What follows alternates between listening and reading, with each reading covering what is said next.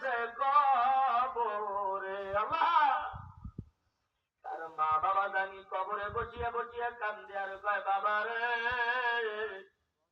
কবরটায় আমার আগুন লাগবে।